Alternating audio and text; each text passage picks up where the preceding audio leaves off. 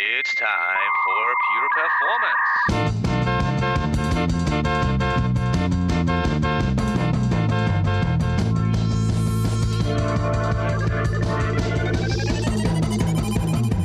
Get your stopwatches ready. It's time for Pure Performance with Andy Grabner and Brian Wilson.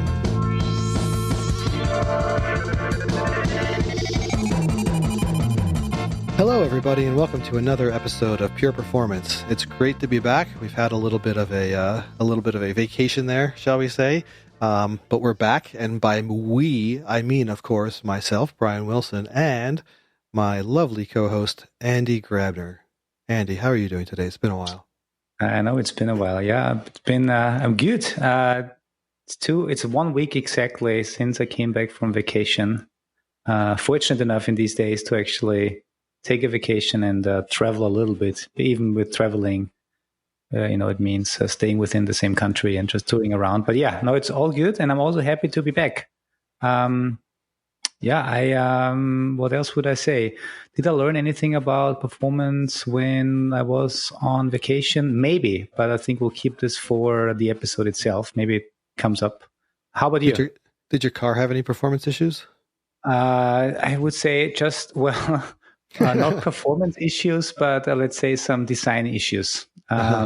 So my car lost, and I'm not sure if it lost it because my car is 14 years old, and after 14 years, certain things just get loose, and like the logo of my car in the front on the hood, from one day to the other was no longer there, and it's a Beamer. So I'm not sure if it is a souvenir for somebody that walked by and just ripped it off, or it really just came off because after 14 years, the glue was just no good enough anymore and just fell off. I don't know. That's the only thing that changed. If you can't have the logo, your Beamer logo on your car, it's completely worthless. So you might as well just trade it in. We thought about putting something else on there, maybe like a unicorn or I don't know. Put the Dynatrace logo on it. We could do that too. Yeah, that's true. Just don't get caught speeding or running anybody over with it. I've just been. My wife took my daughter on like a desert trip, so I was home, did a bunch of recording, and just been trying patiently. My patience is running out though, but patiently waiting for people to help bring the curve down. But freedom. Anyway, we have. We're doing what we call a cross-pollinator show, right? We need to keep apples and fruits growing. So we are cross-pollinating with more friends of the show. And I think this is the first time we've had anybody else from the PerfBytes family on the show aside from me. But that's a more complicated issue these days. But yeah, this is, it's not Mark Tomlinson today. For the first time, we're introducing a friend from PerfBytes, and it's not Mark. Who would that be? That would be somebody named Jamathan. I think that's the correct long form. Jamathan Pulley. Is that correct, James? Hi, y'all. Yeah, this is James Pulley from the PerfBytes Southern Command in South Carolina, joining you today. Hi, y'all. But Jameson can be right? Is that no? How do you pronounce your? How do neighbors? That may be the formal English Middle Ages long form of my name, but I just go by James. Yeah. And I'm just curious, James, why do you go by the plural version? Why not just go by James? Because we really don't want to clone me. I think that would be really bad. All right. Enough tomfoolery. So, James, you were on News of the Damned, right? Yes. Which is a long way. You've been doing that for how long? Many, many years now, right? Well, we started as a segment on the Core PerfBytes show as a way to bring in examples from every day, particularly to address those issues of product managers who want to discount performance and say, what could possibly go wrong? And so we found everyday examples of what could possibly go wrong, with the added benefit that we could take a look at what was going on with these items in production and do a little bit of diagnostics and provide some insight that people could apply to their own work in progress and hopefully get some extended value out of their performance testing and moving it more into a performance engineering context, that everybody wants to move towards these days. Hey, James, just because you brought it up, and I don't want to go into a religious discussion now, but you said, performance testing, performance engineering. What's your definition of the difference between these two practices? Just throw it out there. So performance engineering is an all-encompassing item that really deals with system efficiency, response time, use of resources, and it really flows through the entire life cycle of an application. It begins with how you write a contract for a SaaS application, how you build your requirements for an in-house app. It moves to development and how you decompose the application into performance budgets, and you ask questions at every tier to see if you are within budget from a resource and a response time perspective. It moves into traditional quality assurance, where we ask for one user, is it performant? Because if it's not performant for one user, asking that multi-user question, which is the traditional performance testing role, is not going to give you a better answer. We're not going to get more scalable as we add users in that case. And then it moves on to platform engineering, production items. It moves into production monitoring. Then we have the long-term view, which is capacity planning. And then we have as well simulation and modeling, which has a whole bunch of different forms, from running mathematics models to building out high-performance stubs for third-party interfaces. Or if you are in a safe model or an agile model and you have multiple sprints running in parallel, you might have to build a stub first so your colleagues can build their software, which interfaces with your software, which is not quite done yet. So performance engineering has a lot of encompassing items and disciplines, but at the root of them all, and there's this concern with how fast is it? How scalable is it? And the inversion of that how scalable is it is how efficient is it? How are we using resources for single users, multiple users? When are we allocating them? When are we releasing them? How often do we hit them? How large of a resource do we acquire? And that is often missed for people that are, say, socially promoted into a performance testing role, or pushed into it for whatever reason. In many cases, they're only answering the question of a symptom. How fast is it? Or how slow is it as it degrades? And they're not ever capturing evidence on that resource pool side to answer the question of why. There's a kind of a traditional progression when you talk about, say, performance tester to performance engineer to performance architect. If you come up through the traditional performance testing path, performance testers can answer a question on performance using a tool. Performance engineers can often answer a question based upon data.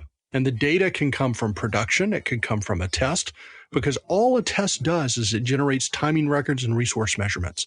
So those same analytical measurements can then be applied to production using the same or different tools. And then when you get to a performance architect, now they're looking at patterns related to performance at the design stage. They can look at how an application is constructed, the types of data flows that are going back and forth, and saying, hey, based upon my experience, I foresee that you're going to have an issue here in the application scalability, and be able to point to a piece of the architecture and define as why. So, Andy, does that address your question on the whole performance test, performance engineering, and religious issues aside? Yeah, definitely. And again, the reason why I mentioned it, let's not go into a religious discussion, is because I know there's a lot of people out there that probably have their own definition, and you can debate on, just like, the traditional Windows versus Linux debate or something like that. But I really like, so what and correct me if I'm wrong, what I'm saying now, to one thing that I always try to take notes that I typically later use for my summary.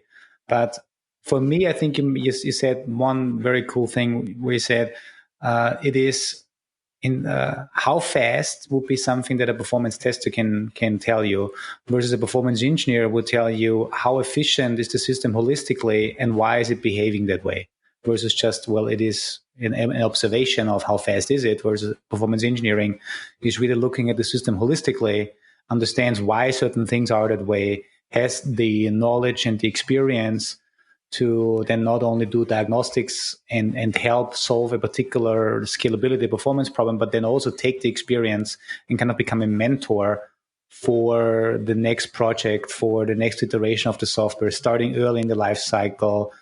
So I think that's what I hear.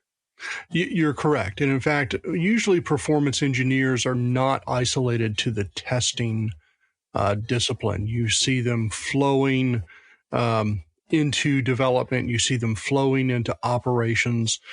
There is the SRE, which is kind of the Googlist definition of someone who is associated with performance engineering, but in their context, it's got 50% of a foot rooted in development and the other 50% in production. And I find that those definitions are not as clean cut once you get outside of Google. In fact, there was an SRE survey recently that showed that while that is the ideal, what is actually happening in the wild is substantially different than that. Mm-hmm. Mm-hmm. So in other words, James, you never gave this question any thought or consideration at all based on No. And while I love all of my colleagues who have a different answer for performance engineering, I just want all of you to know I love you, but you're wrong. Yeah. Now, James, I'm just looking at your LinkedIn profile because I think it's always good to know where people come from, their history, and you obviously have a long list of experiences on LinkedIn. As being part of Mercury, like a senior consultant for Mercury Interactive. I also see that you've been a moderator for SQA forums for a long, long time. And I believe I've also been on these forums when I used to work for Segway Software back in the days. Yeah. So you obviously picked up a lot of cool things over the years, a lot of experience by not only, actively helping people as part of your job, but I think moderating groups. For me, I remember back in the days when I was on these discussion forums, it was amazing to have this source of information and hearing what problems people have and then seeing how they solve it, but also, helping a little bit. But then I think the thing that I even liked more, the side benefit of the gratification of helping somebody with a problem, is also learning about all these other problems, which in the end builds up your own experience, so you can get better in your job and in your next role maybe that you have. So it's fast. And I want to say, you got a lot of experience. What I would be interested in, now we are in 2020, and you mentioned earlier the word SaaS, performance engineering on SaaS, which I think we never discussed that much about. But can you give us a little insight on? Do people come to you, or do you see projects where a company picks a SaaS solution for whatever system they want to SaaSify? How is performance engineering happening there, or how is the process of picking a SaaS solution and ensuring that performance is done? I mean, can you have any insights there? Yeah, and I have to be very careful, not because I want to pick on particular SaaS vendors, but so you don't have to hit the bleep button in this case. It's SaaS and performance is a very difficult conversation. And the reason why it is so darn difficult is because the SaaS vendors have made it so. And I'm not going to pick on any individual SaaS vendor. I'm going to say, if you have a SaaS application, go and get a copy of your contract. Don't take my word for it. Just go get a copy of your contract and read through it. And particularly get to the point where they have committed to certain items as part of what they consider performance. I have yet to read a SaaS contract where the vendor will commit to a response time. They'll commit to an uptime. All the SaaS contracts out there will commit to an uptime. And in fact, many of them will tell you if you want to run a performance test, you have to coordinate with their in-house performance testing organization, which in some cases, your organization may be more mature than theirs. I run into that a lot. And so you're asking them questions that they can't answer or have never considered. But in a multi-tenant environment, their concern is keeping the software up and alive. And even if it takes 120 seconds to respond, which is the traditional timeout for HTTP protocol, it's still responding. That may be totally unreasonable for your business and not support your needs, but you're within their SLA. Now, what the SaaS vendors seem to be counting on is that there are edicts from management that we're going to turn off applications in-house and we're just going to move to a SaaS solution. So you have contract organizations that are being pushed by their own management to get these SaaS solutions in place, get the contracts done, and they're not negotiating on behalf of the organizations to manage risk. They are not insisting that an addendum be put in place which allows for the integration of real user monitoring within the application, as opposed to, say, a browser add-in or something, at which point, when you call for support, they're going to say, hey, we don't support the browser add-in. You're at your limitation of support. Go away. They don't support deep diagnostics, which is okay because, unless there's a special vendor agreement in place, that is one of the things that you are likely going to give up with a SaaS application because someone else is managing the infrastructure. In some cases, but not all, they'll give you logs, and they'll give you logs that might have meaningful data in it. I know some vendors will give you logs that have zero time elements in them. So, time taken 0 milliseconds. That usually indicates an error, but they don't cite it as an error. They cite it as 0 milliseconds. Others will give you logs from, say, an application tier, which is not multi-tenant and dedicated just to you. But you can't get logs from the front end, so you're not able to see what your front end experience is, lacking the thick client components.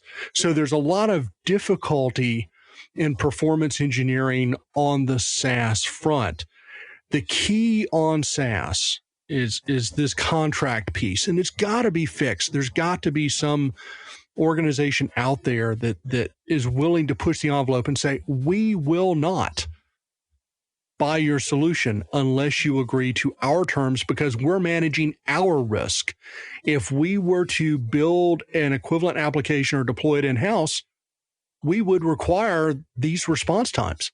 And if we're going to go to software as a service, we should insist that we have the same level of response from your software.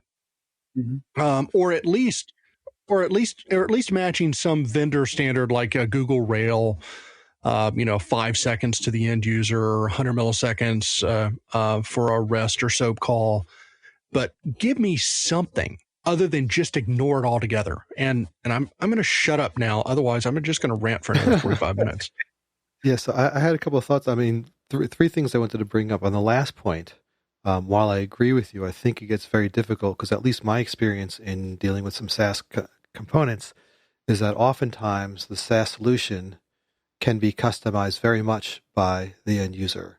So it's going to be hard, right? And this is not a topic for here, but just a topic for people to think about on that side is how, if somebody can customize bits of the code, if people can be customizing the images, all other kind of components, then how does the SaaS vendor ensure what the end user did, their customer did to their setup meets an SLA? They can control it if you use the plain vanilla, and maybe on that side they can do it. But then it just even becomes difficult because then you have to do a proving game, a finger pointing game. You did this, you did that, blah, blah, blah. So again, we don't need to go into that, but that's just, I think, one of the complications. And that's entirely fair. What stops a customer from putting a 45 megabyte GIF on the front page like JCrew did last Black Friday?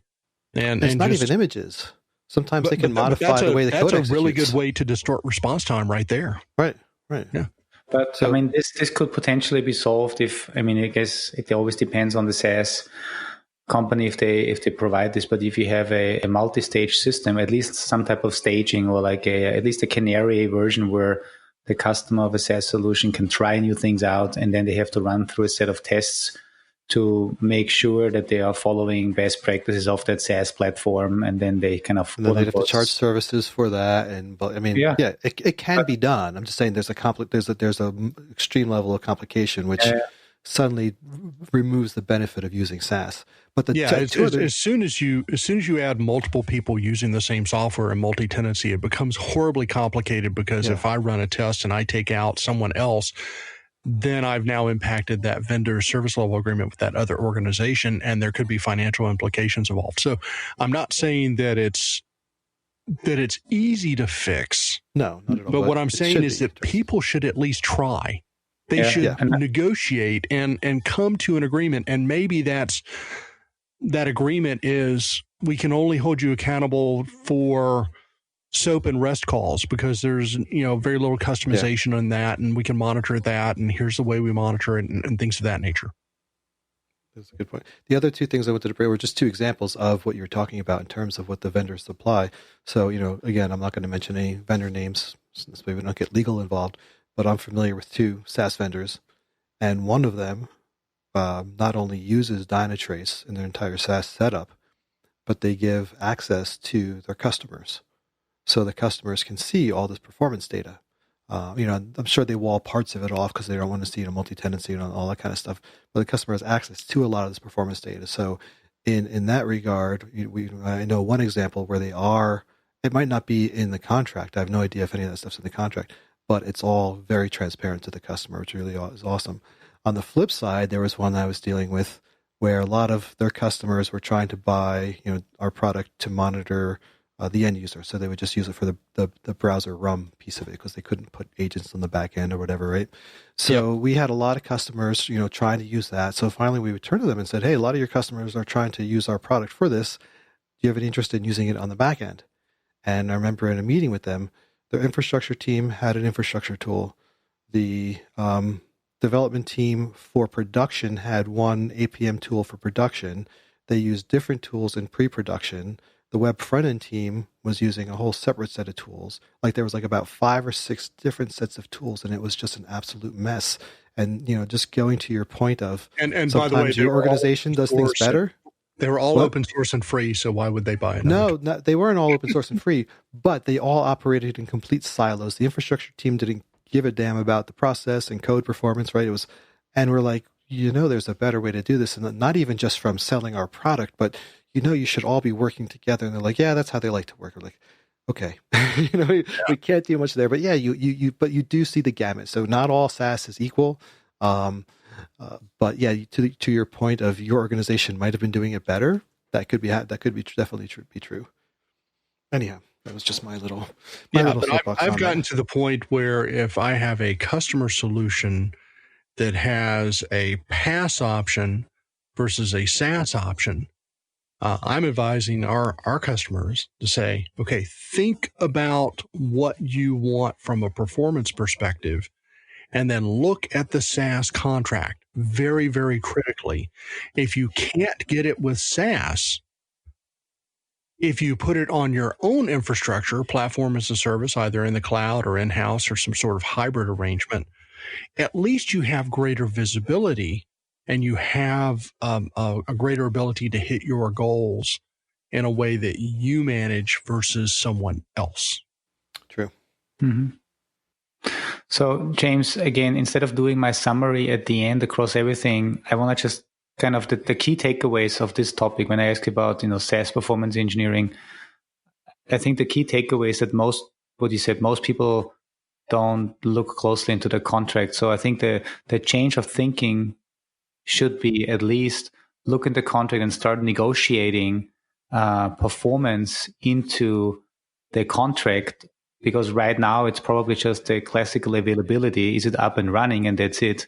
But you should try to get as close as possible to the standard that you would enforce on the same product if you would run it on premise. And it's delivered or developed by your own company. So you should try to set the same or similar standards to any SaaS product that you're going to acquire. Is this right? Correct. And that holds for the project inception for any project, whether it's in-house or in the cloud as a platform as a service or software as a service. You want to define very, very clearly those items up front, which are critical measures for success for your own organization and performance. And you want to make sure that that is clearly captured and articulated to all downstream partners. So in the case of an in-house app, that would be to architecture, development, platform engineering, quality assurance.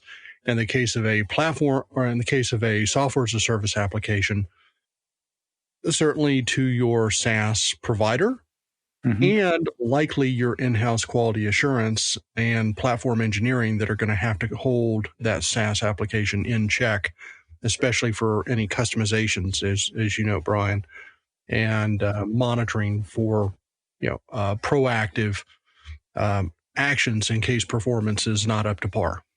Mm-hmm. And for people listening who thinks this sounds familiar, these to me sound exactly how we were defining SLOs and SLAs with the Google team earlier. The more true to original definition of an SLO based on the SRE handbook and some of the Google people was the idea of uptime, response time, what the end user, what your deliverables to your end user are, right? And everything else is just how do you make sure that's happening. And the SLA part comes in when you add it to the contract. So just some of our recent shows, James, we were talking about the difference between SLOs, SLIs, and SLAs. So just wanted to kind of tie that in with that for your context. Yep, you got it. Yeah. So next topic, James, I know in your News of the Dam over the years, you have brought up a lot of examples and stories about website launches that crashed, or the famous. Let's hear some damn stories. No, actually, I know we can't hear a lot of stories, but I would rather have people go over to the podcast, to the PerfBytes News of the Dam podcast, and listen to there. But here's a thought. So a lot of patterns, a lot of things that crash systems. You just mentioned the 46 megabyte image that somebody uploaded. Yesterday, as the time of the recording, yesterday was August 25th. I did one of my performance clinics on chaos engineering.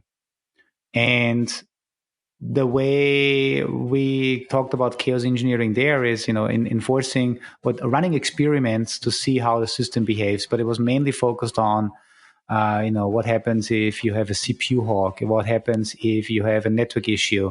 What happens if pods crash all the time? What happens if there's a DNS issue? And then basically inflicting chaos. And you run an experiment and you have a hypothesis what will happen with the system, and hopefully the system is able to handle it gracefully. But here's my thought, and maybe you're doing this already. You have it must be a long catalog of things that people have done wrong that caused sites to crash, like allowing people to uploading a 46 megabyte large file. Do you see people actually taking this type of catalog and then running through it with a new software release and saying, now let's actually figure out what happens if we do upload a 46 megabyte image, or if we're using the system on a very slow bandwidth? Do you see this as well? Or have you seen this in your practice with your customers? With my own customers, it's easy to control. So we can ask those questions earlier. We can look at those patterns in production and in test to try to mitigate against those things going all the way to prod. There are things that we can't mitigate against. I mentioned J. Crew earlier with the 45 megabyte GIF on the front page on Black Friday.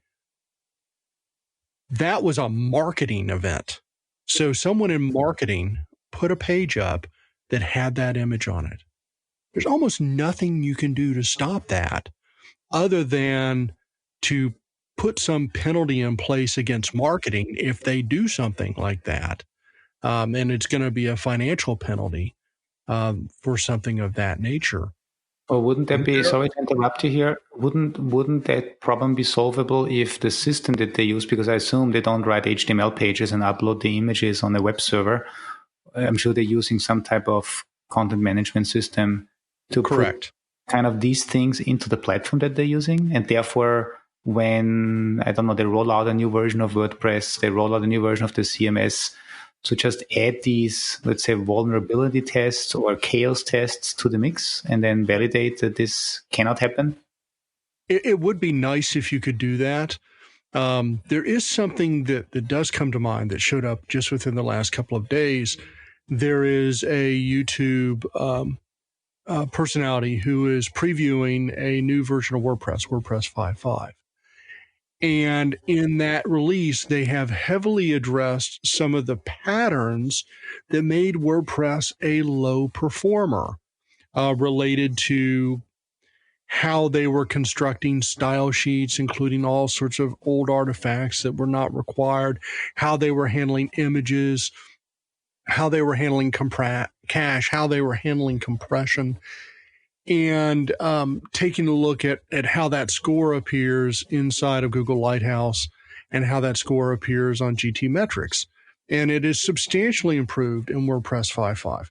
So in that sense, we see some vendors trying to use that as a marketing differentiator when there is an opportunity to do so. But what are we seeing inside of most organizations? I hate to say it, but performance testing organizations, for the vast majority of organizations, have delivered such low value over the years. Basically, the only thing they're turning in is a report of response times. And that's it, because that's all they know to turn in.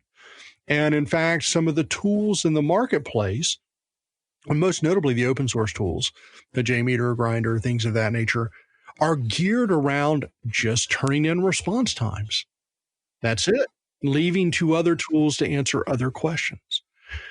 And in those organizations, performance is being, how should we say, left in place to deliver its low value as a checkbox and not really being asked to consider these questions. That consideration is being moved in many cases to tool expertise, AI, pattern detection, things of that nature, and more to operational tools to find these issues, either finding them in a quality assurance pre-deployment type of model or finding them in production.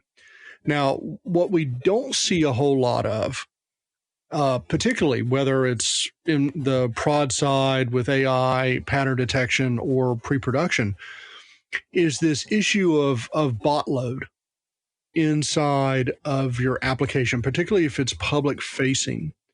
And the reason why we don't see that is when you have security tools that are looking for patterns, they're looking for patterns to try to exploit the system. They're not necessarily looking for patterns of load on the system, but it's a legitimate request.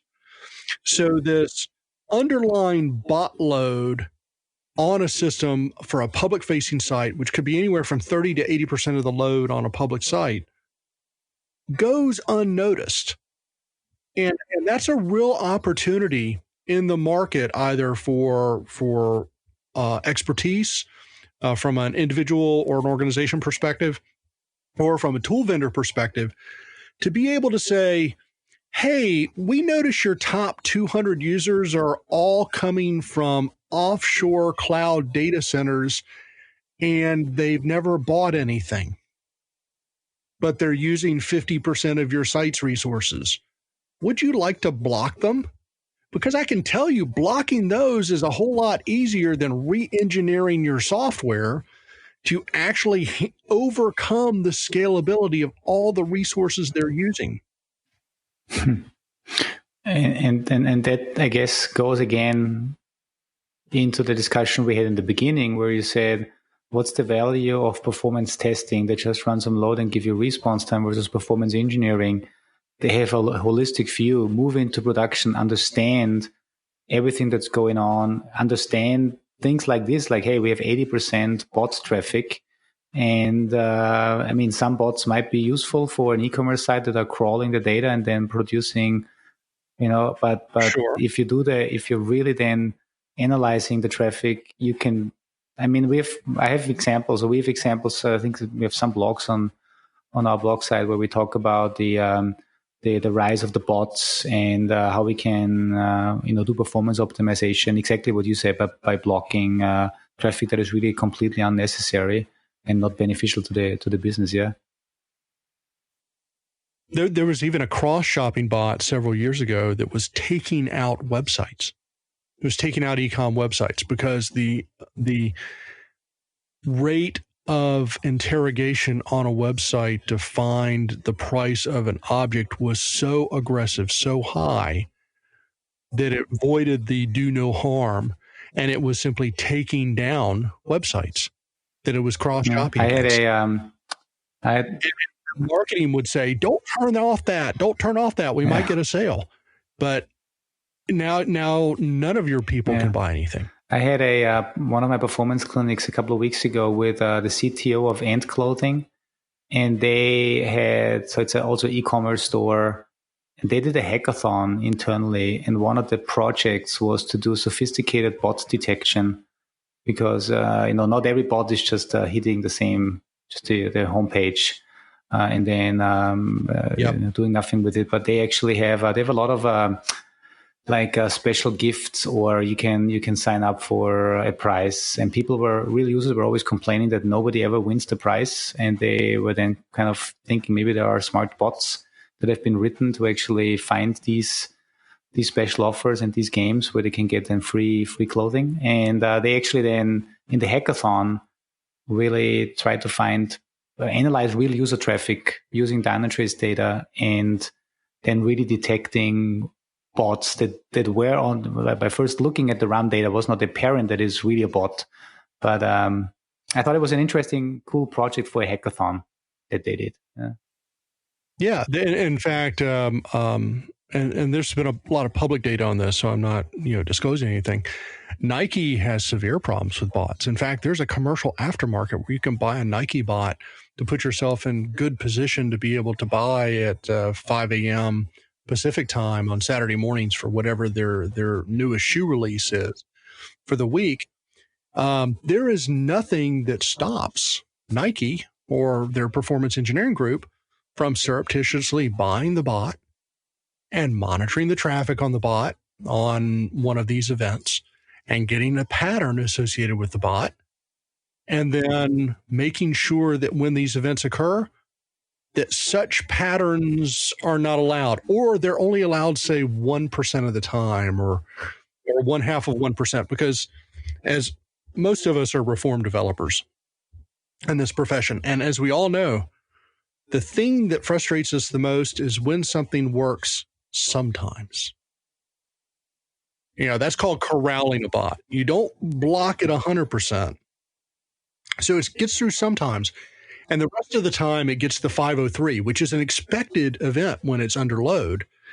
So if you can keep the bot manufacturer from evolving the bot or moving the bot by giving them a set of responses that look legitimate, it's kind of the psychology of managing bots here.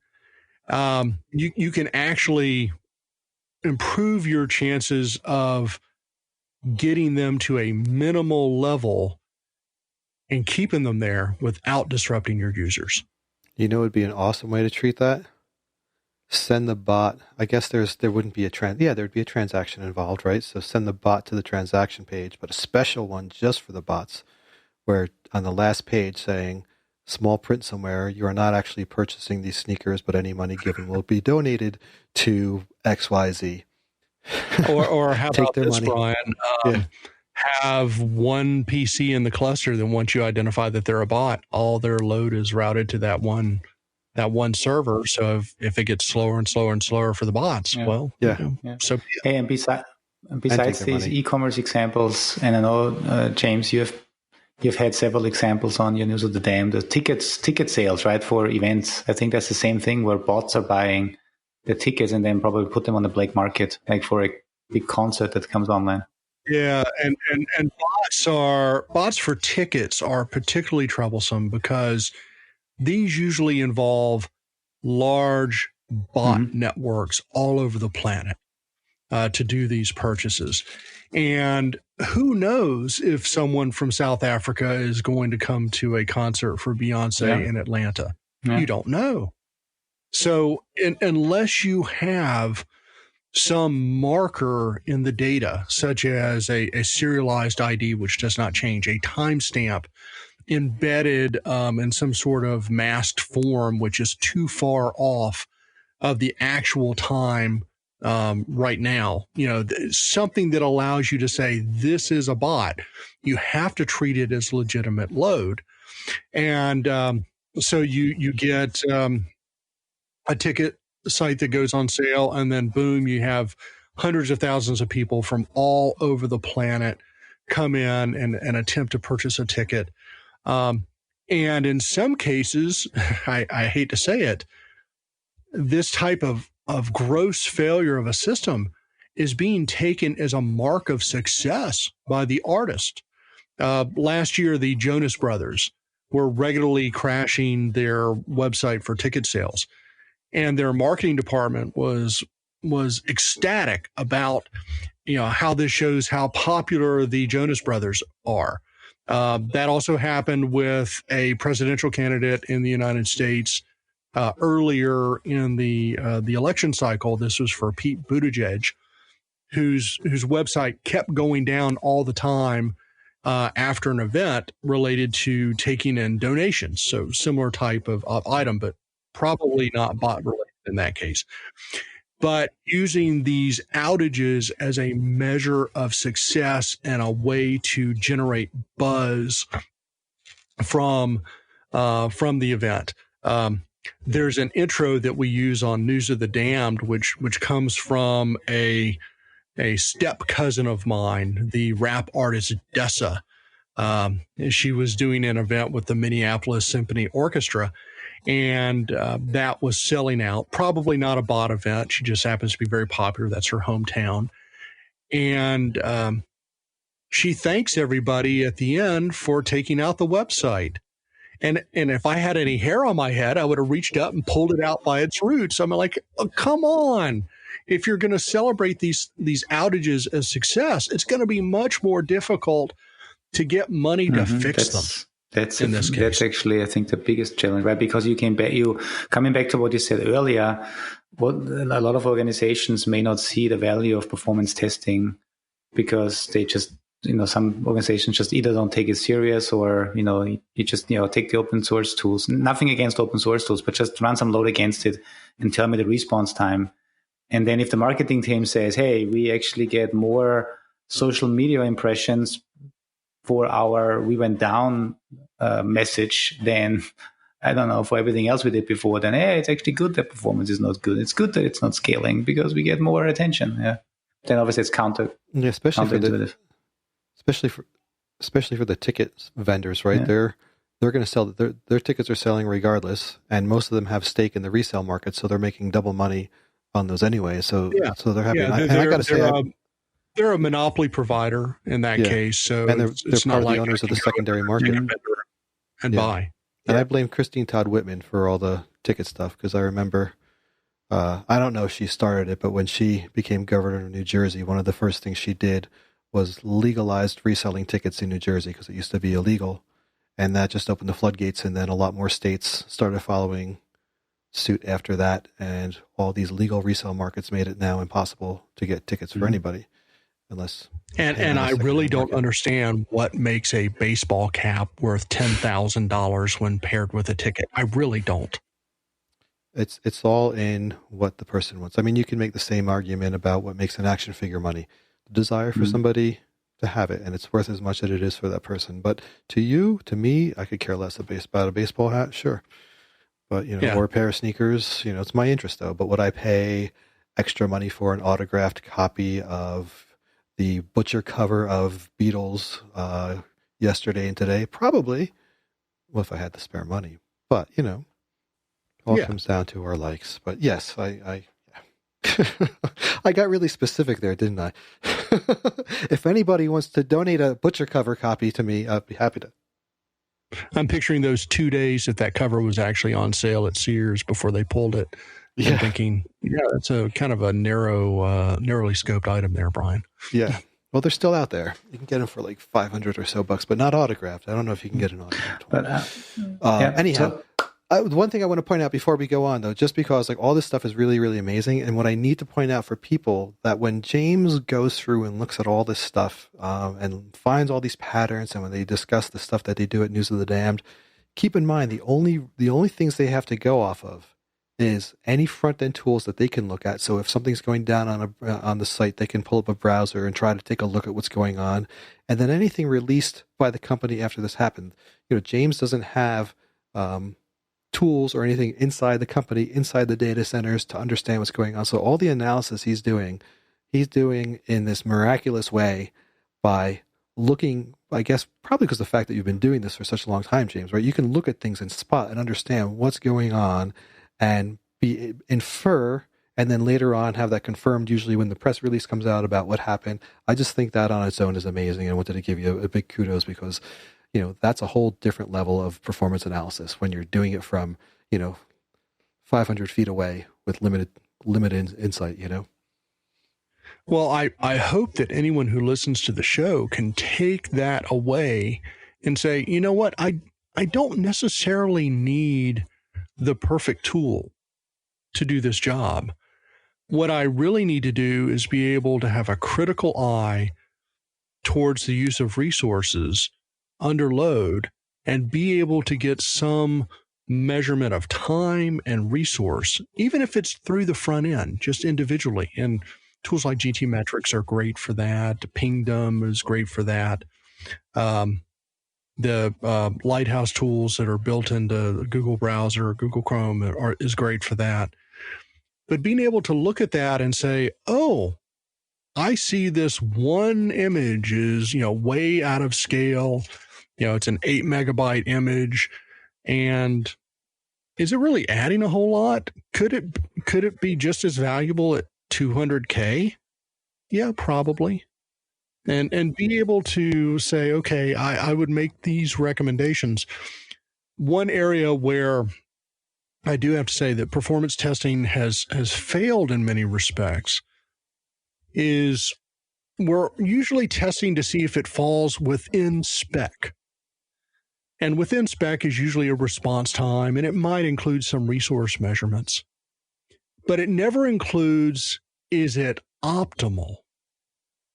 So I might have a highly compliant application that still is resource dirty in how it's managing resources, and I'm not going to know that until it actually gets to production, and now it's a public-facing website for whatever reason, and 40% of my resource pool is now taken up by bots, and we hit that magical tipping point, say, during benefit sign up in October, and it goes down.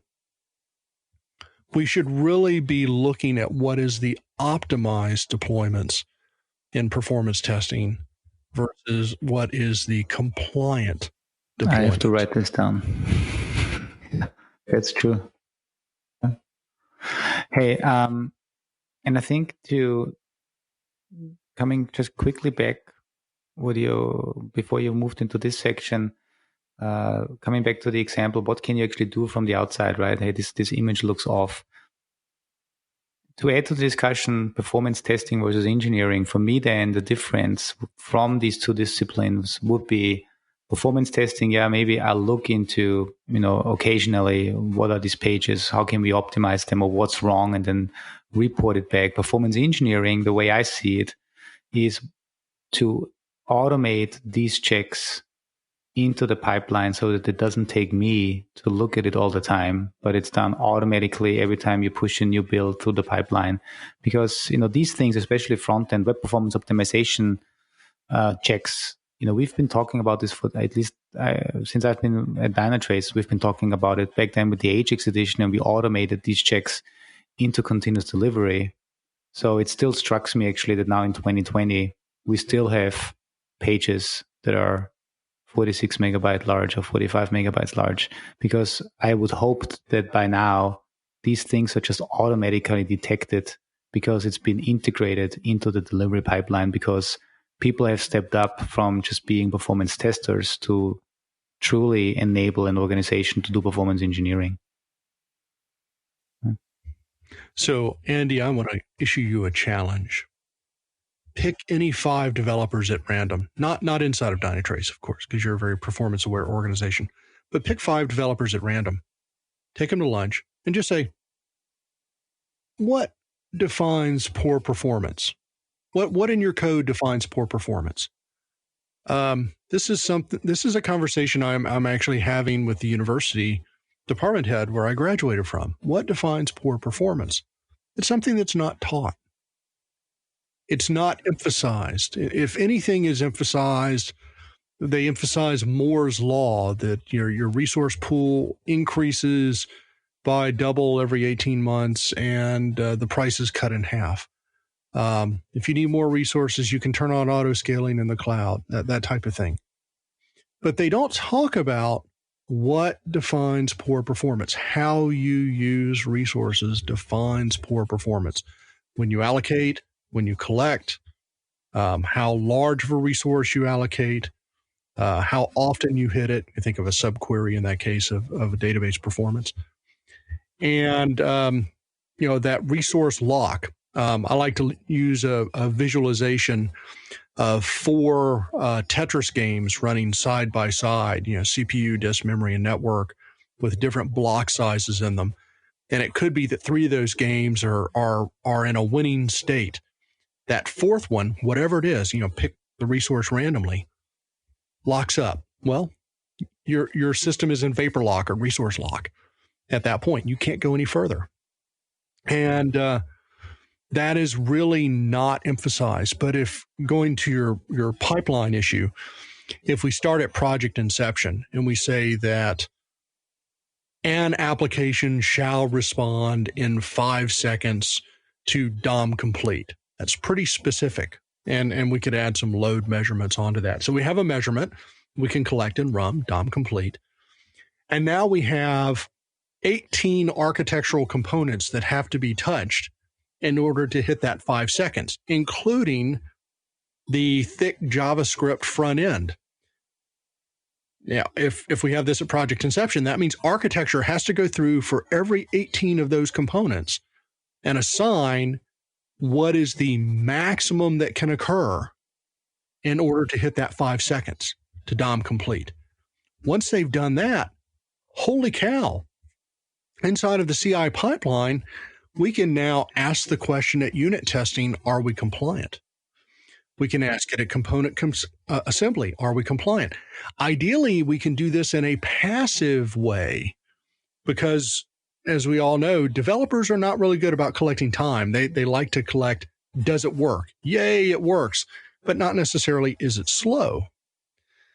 So if we can collect that through logs, if we can collect it through deep diagnostic solutions, and actually provide that feedback as part of the pipeline, make a SOAP or REST call out to the data store, which has that log processing or that deep diagnostics, and get that measurement of time as part of a complex ask of, does this pass and can it be promoted?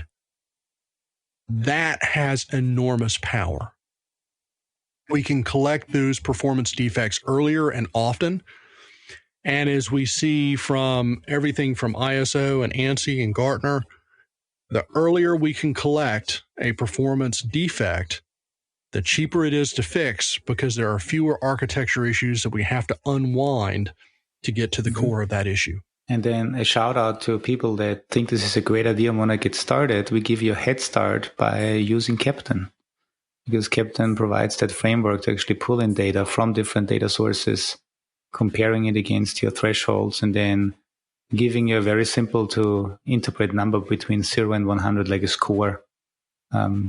So just the listeners that are interested in figuring out how you can integrate this into the pipeline. But you're right. I mean, the challenge though, and I think the initial challenge is people need to sit down and say, okay, first of all, we do have a performance requirement, 5 seconds. And what does this mean? What's the performance budget that every individual component has along the chain?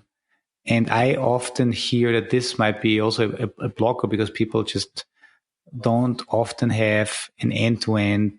They don't feel the urge of an end-to-end responsibility, or they don't feel like, or there might not be a performance engineering team or an SRE team or whatever team that is actually taking this action item of saying, we need to sit down, we need to define our SLOs, and then we need to break the SLOs from the front end down to the individual microservices, and then enforce quality gates with every build that is pushed through by every service, so we get an early warning.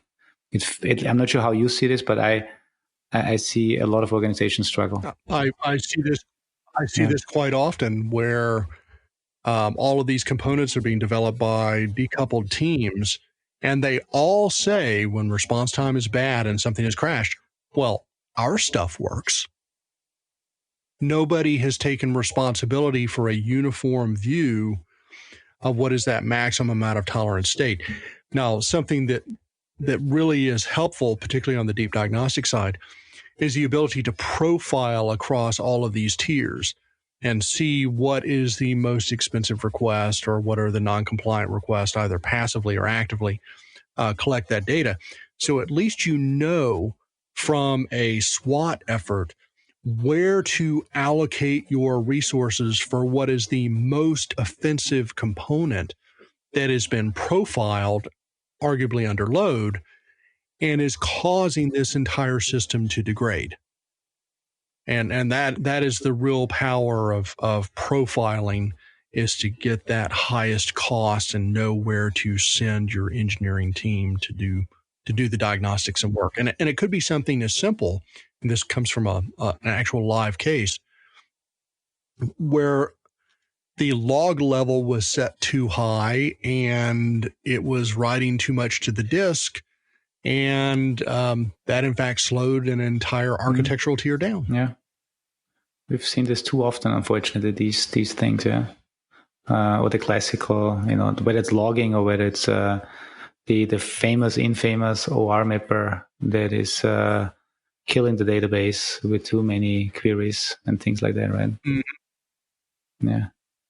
Or a missing index, or a non-partitioned index where someone has to start at A, where most of the data is clustered in S and R, and so they have to trace through the entire alphabet in order to get there. Little things like that can make substantial differences in performance, particularly when you're shaving 100 milliseconds off of every query, and maybe you have an embedded query that has to call something 1,000 times. It's like, that's a lot. It adds up. Very cool. So James, typically at the kind of getting close to the hour here, we wrap it up, but I think we wrapped up the individual sections. I think that this is something that I did differently this time, Brian, right? There's no summary, but I just did a mini summary. I don't think it was, the summarator exactly. bots. They were jumping earlier. in. Yeah.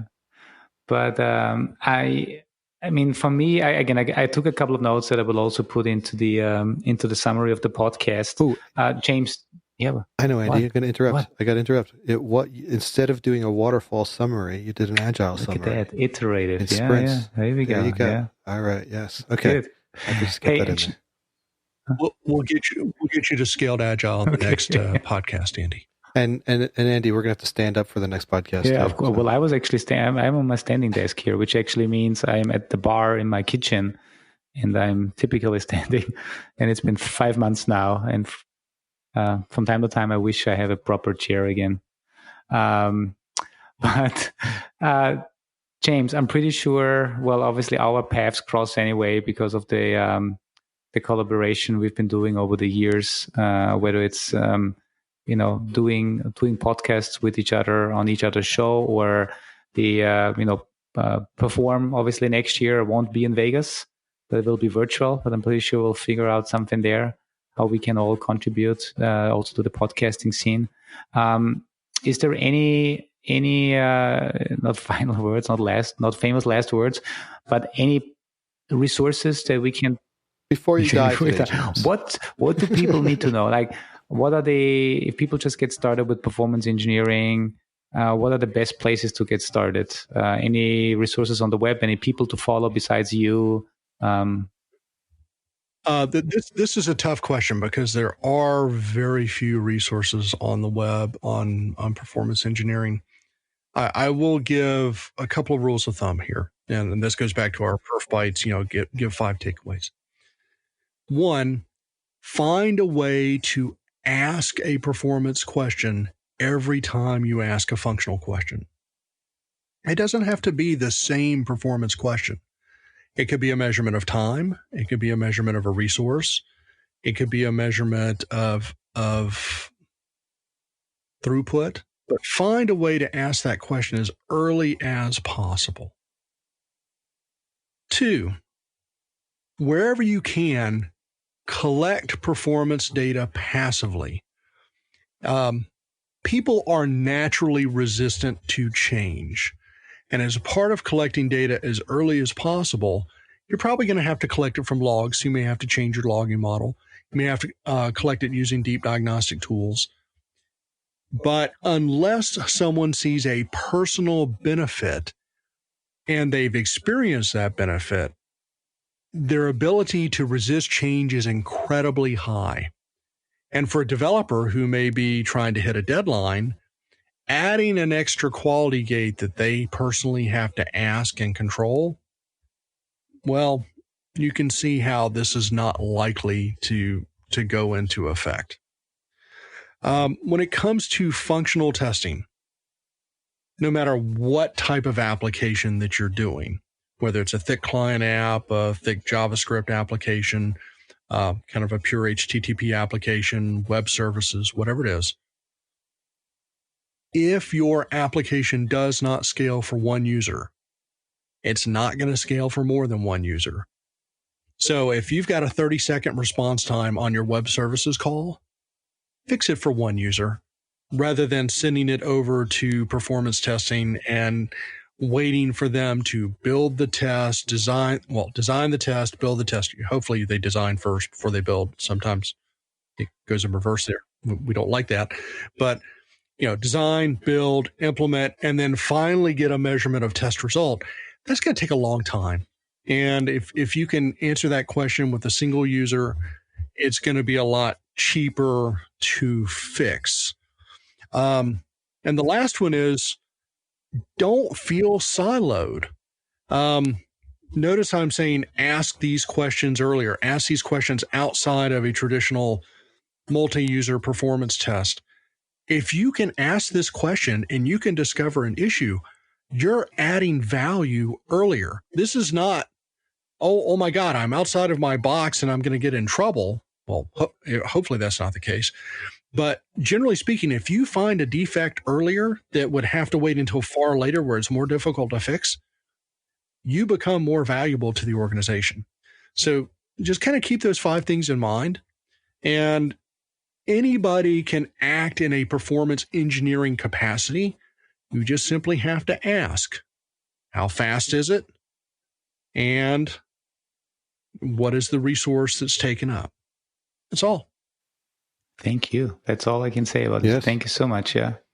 Brian, anything else from your end? Let me see. There's a million things, but related to this podcast, not particularly. The one thing I would add to James, I think James, those are amazing 5 points. A 5.1 maybe. We'll go for some surround sound. Would be to talk to people in development, talk to the product owners, talk to marketing, talk to operations, establish relationships with these people, because those are going to be critical. Take them out to lunch or whatever, maybe not, but just establish some sort of relationship, because when you do start to need answers, even if you're going to, somewhat not directly get them, you're going to get the answers from them. And the more they have a connection to you, the more they'll be willing to help you with some of these things. Like if you're talking to marketing and then they're going to say, oh yeah, we're running a big campaign next month. Oh, really? What sort of traffic are you expecting to drive to that? Right. Now you know you have something to that might not have been on the radar for performance that you need to know about, right? So there's a lot of things that come in from those soft skills, right? That's a whole different set of things, which I just wanted to introduce there. But otherwise, James, it's pleasure to have you on. I can't believe it took us to, I believe this might be episode 114. I can't believe it took us this long to have you on. Wow. I don't know. I think the next episode we do together, we should all come together at Debadoo Colony Club on the coast of South Carolina, Andy, where you got engaged, just a few hours from me. And we should have a nice alcoholic fruity drink. And Wait, Andy got engaged at a comedy club? Well, we officially got engaged in Seattle, and I asked underneath the Space Needle, but then we did a trip to South Carolina and actually did kind of celebrate the whole thing. That's true. Yeah. Okay. I remember your picture from Debadoo. I want you to reach inside James's pocket. He has something for you. It's his ring. The ring. You just James's part. You made James part of the engagement ceremony. Yeah. And James, that's an awesome idea. I think the only thing that stands between now and that event is we need to get rid of this strange COVID virus so we can travel again. But once that is done, once that is over, we'll definitely be there. Yeah, it's really awkward. You go into the airport and you have those people in the Middle Ages plague masks out front, particularly if they're carrying like a scythe or something. It makes me really uncomfortable. I imagine when this is all over, the terrible end scenes from the Star Wars celebration scenes where everyone's partying in the streets and bad music is playing. That's kind of what I picture the whole end of this. And George Lucas is going to be there filming it all for some horrible. He's just going to make an entire celebration movie of all the worst bits of those pieces of Star Wars. Anyway, I don't know how the heck I got into that. Anything else? Otherwise, I think that's Andy, it's good to be back. Yeah, definitely. Listeners, thank you for bearing with the repeats. James, we'd definitely love to have you on again. Now that we've proven that you're a responsible guest and don't fill the airwaves with curses, that's something that your colleague Mark Tomlinson, I occasionally have to bleep or cut out some foul language from him. So kudos to you, James, for not being like Mark. We don't want to be like Mark, right, James? It's never a good thing. Mark is a spectacular individual. Like me, we should never clone him. Yes. Bringing it back to the clones. All right. Thanks again, everybody, for listening. If you have any questions or topics you would like us to discuss, or maybe even want to come on and discuss, you can reach out to us at pure_DT on Twitter, or you can email us at pureperformance@dynatrace.com. Unlike PerfBytes, we do not have a phone number. Sorry for that. And we'll talk to you all soon. Thank you, everyone. Bye-bye. I'm questioning thanking everybody. I just didn't realize it was the end of the show, so yes. But let's keep this going for another half hour. Exactly. Bye-bye.